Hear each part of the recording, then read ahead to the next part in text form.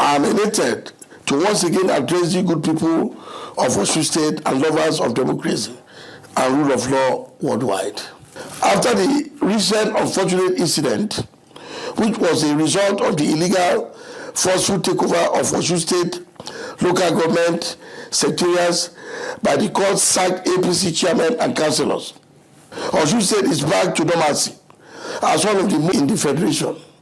I hereby console the families and friends of those who lost their lives and those who sustained injuries in the illegal takeover of the local government secretariat by the court-sacked APC chairman and councillors across the state. The unfortunate incident reminds us that abiding by the rule of law remains the best path for a peaceful Osun State. I particularly commend our people for complying with my directives to stay away from local government secretariats. The compliance saved our state from further confrontations and casualties. It has returned the state of the living spring to its peaceful and loving nature. That ordered their reinstatement should approach the court for the enforcement of the said order of court instead of resorting to self-help, which is illegal.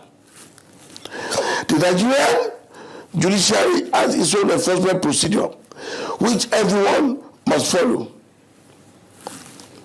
If you have a genuine court order, follow the court enforcement protocols. As a government, we have read through the said judgment. We have submitted it to the best of legal minds for interpretation. There is nowhere a reinstatement order was issued. The judgment in the APP suit, which sacked the APC chairman and councillors, is still subsisting and alive.